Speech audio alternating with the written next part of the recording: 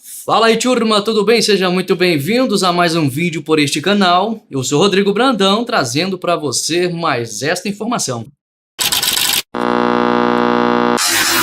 Você já ouviu a seguinte frase?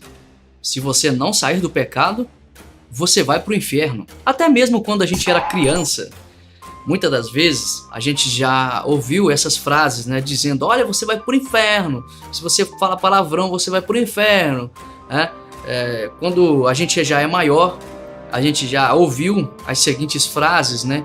Se você não ir para a igreja, se você não se consertar, você vai para o inferno. Então, vários tipos de frases que você já ouviu ao decorrer da sua vida, né? Mas como a ideia do canal é trazer para você realmente o significado das coisas e questionar as coisas, eu deixo uma seguinte dica e uma coisa que você precisa fazer na sua vida em todos os sentidos. Questione.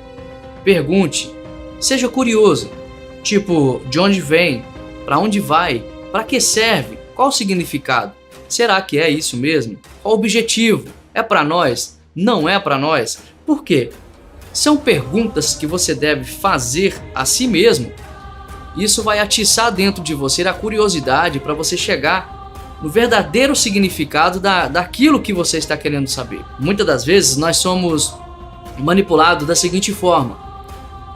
Se você desobedecer, você será uma pessoa desobediente. Você não vai para o céu, né? Você só precisa obedecer.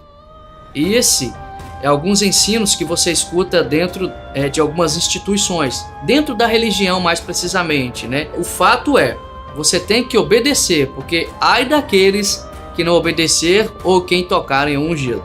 Não é assim? A pergunta que eu te faço é o seguinte: será que existe o inferno? E a outra pergunta é: o que é o inferno? Este estudo é baseado em alguns estudos que eu fiz pela internet, com alguns acrescentos que eu coloquei, e como base nós chegamos nesse denominador comum que eu vou trazer para você aqui agora. Quem nunca imagina o inferno como um lugar escuro, um lugar sujo, com fogo, onde tem pessoas gritando, onde tem um tormento eterno, onde tem um ser de caudas, né, com um tridente na mão?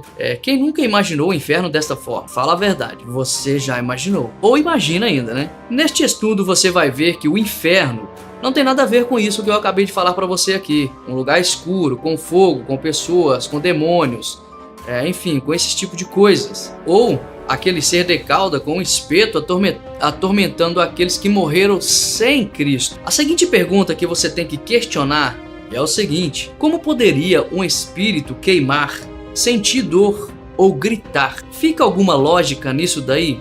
Já que nas escrituras diz que do pó fomos criados e do pó voltaremos. Então não tem como o nosso corpo ir para o inferno. Somente o espírito, segundo a religião. Em carne, gritamos, sentimos dores, angústias, desesperos.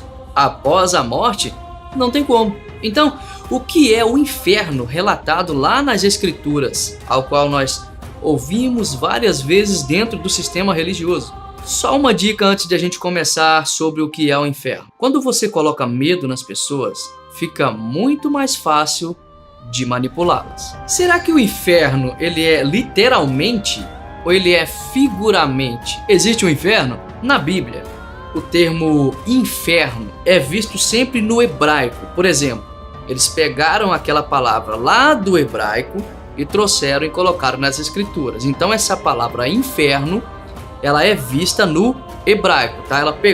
Pegaram de lá sem tradução, tirou do hebraico e colocou aqui no português, inferno. E no hebraico esta palavra inferno, ela significa Sheol.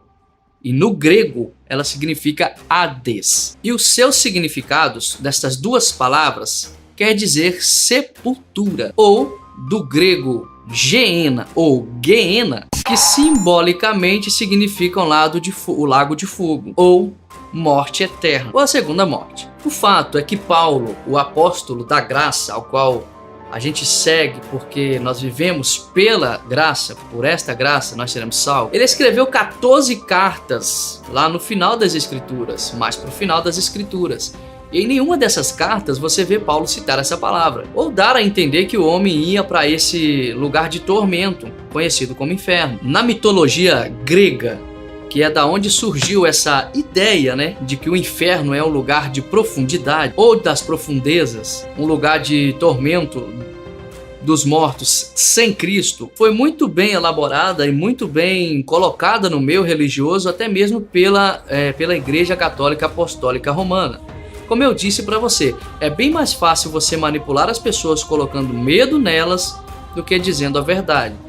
Não seria mais fácil eu dizer para você: é melhor você me obedecer, senão você vai para o inferno. Aquele medo vai fazer com que eu obedeça, obedecendo tudo aquilo que está sendo dito. É ou não é? Uma das passagens usadas, principalmente pelos líderes de má fé, porque existem pessoas boas e existem pessoas más, mas uma das passagens também que gostam muito de usar os líderes religiosos de má fé, diga-se de passagem, para colocar medo e pânico nas pessoas. Está lá em Marcos, capítulo de número 9, versículos 47 e 49. Se o teu olho te escandalizar, lança-o fora. É melhor que você entre no reino de Deus com um só olho, do que tendo os dois seres lançados no fogo do inferno, onde o bicho não morre e o fogo não se apaga. Aí fica a seguinte pergunta: como que pode o bicho estar vivo lá no mundo dos mortos?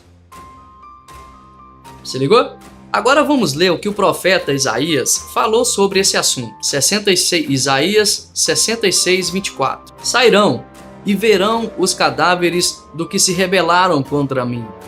O seu verme não morrerá e o fogo não se apagará, e causarão repugnância a toda a humanidade. O que Isaías se refere ao falar de um fogo que não se apagará e de um verme que não morrerá? Preste bastante atenção agora no que eu vou te dizer, porque o que eu vou te falar agora é uma revelação muito importante.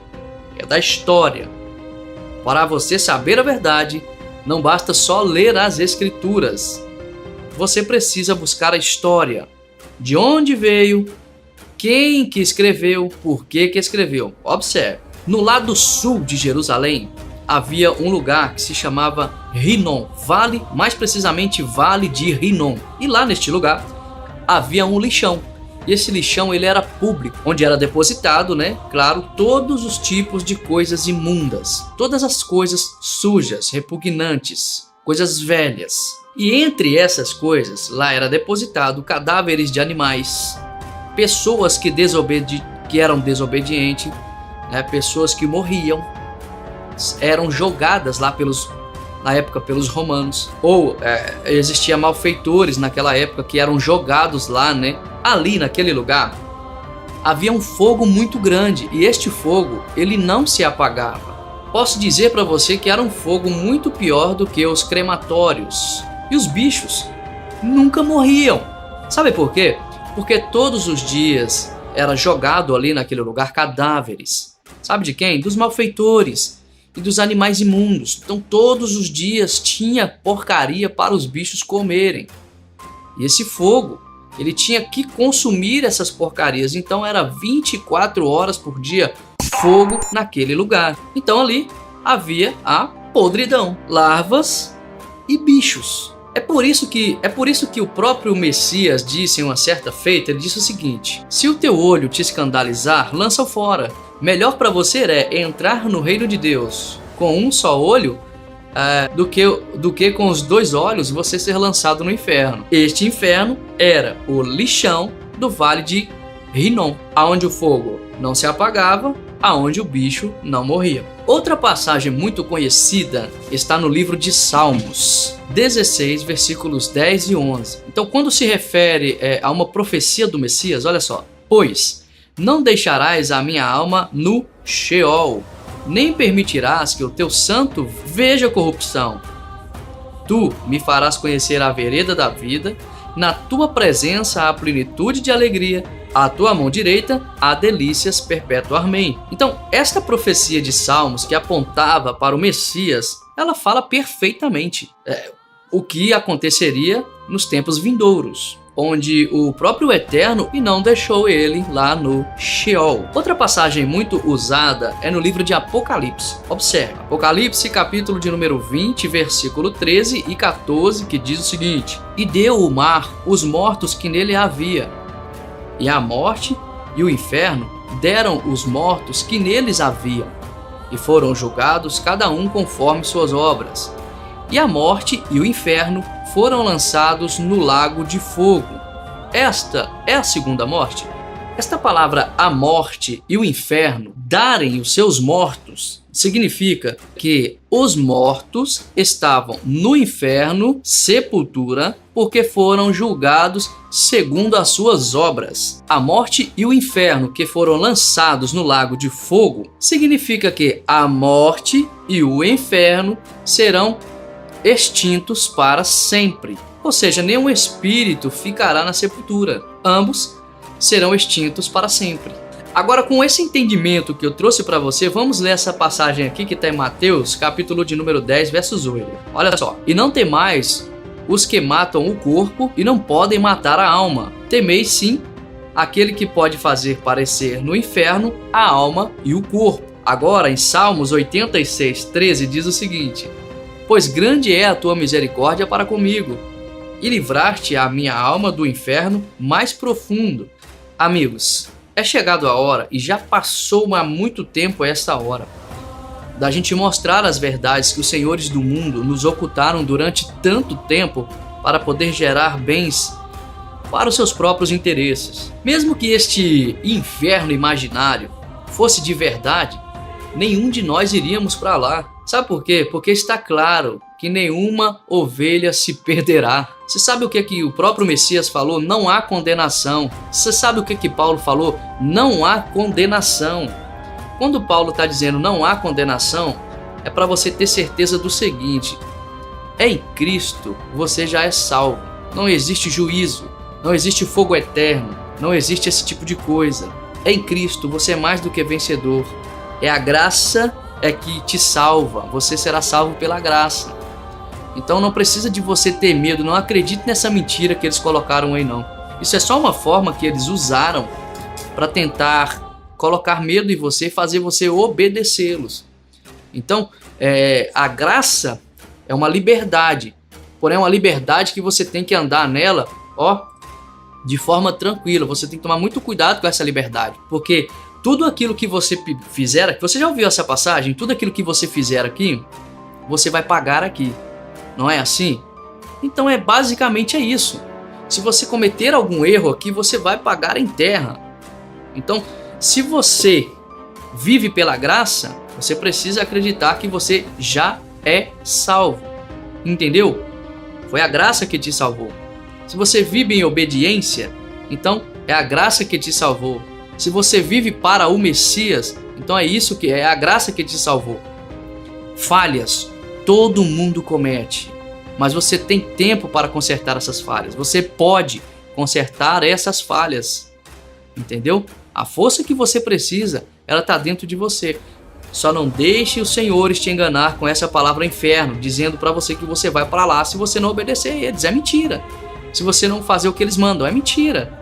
Eles estão tirando a autoridade do nosso eterno e estão colocando neles. Então muita gente não parou para pensar nisso. Se você gostou do vídeo, compartilha, inscreva-se no canal se não é inscrito. Até o próximo vídeo e tchau, tchau.